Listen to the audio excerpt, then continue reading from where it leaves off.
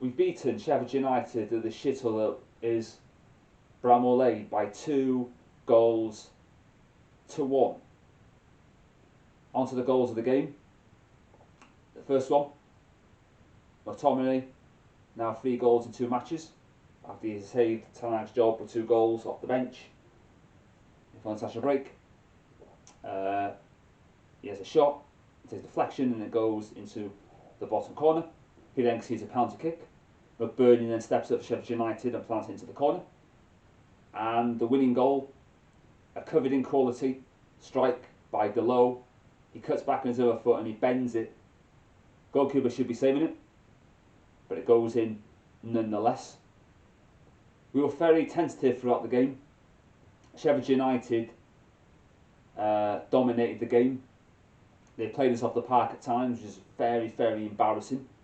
Newcastle went there and scored 8 goals without reply, 8 different goal scorers, while we only win by the odd goal.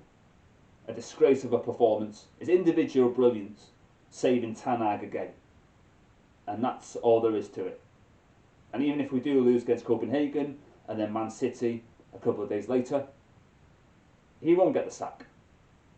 Because anybody can lose to Manchester City on any given day. So Ten Hag is here to stay. But at least it will shut up the Sancho lovies who are waiting and hoping and wishing that Ten Hag does get the sack so that Sancho will come back into the fray. That's not going to happen. Because Sancho is damaged goods. I'm glad that he's been on the sidelines. He should never play for Man United again, and rightly so. He's more trouble than he's worth. He's got a bad attitude. Until he apologises to Ten Hag, he's not going to play football for Man United Football Club. I don't think we'll be able to sell him in January. It's going to have to be a loan, and we're going to have to stump up the wages. Pay the wages when he goes to the next club on loan. Because you can't flog him for love nor money, because he's on a long-term contract, and I think he's probably now, maybe before, the highest paid player at the football club. Johnny Evans did okay. Rashford was anonymous. Bruno Fernandes, no more than usual, played the part of the invisible man. He was invisible mode. Only his fanboys could see him. So I wasn't overly impressed. And Sheffield United did dominate the ball. They did cause a lot of problems. We just couldn't cope with what we witnessed.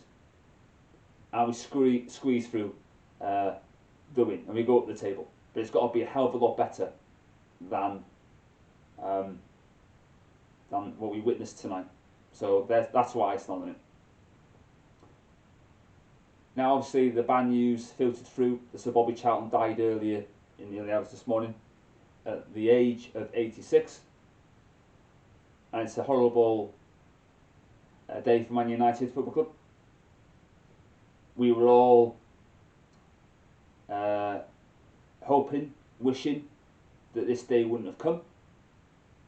When I heard the news, I have to say, I was a little bit chills down my spine. It was a sad, sad moment.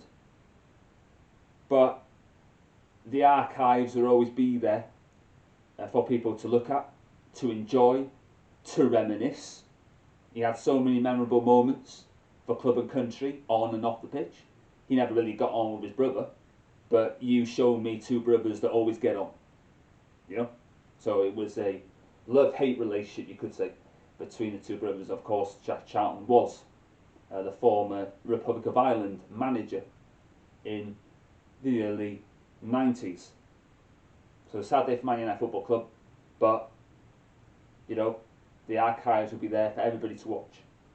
And there'll be fitting tributes already for him, and there will be going into next week, because he deserves to have that accolade. He deserves to be spoken about in high regard, because he was a fantastic footballer, fantastic man, and he's gone, but not forgotten. And he had the, stand named after him, so his name will always be up there. And for me, if we get the stadium sorted, the Sir Bobby Charlton stand, it should be up in lights. That's what should happen if the club get the, do work on maintenance on the football club. That's what should happen next. His name up in lights, and that's what I would tell the club to do. So yeah, we win the game overall, and then we go to the Copenhagen game with 2 wins on the bounce either side of the international break.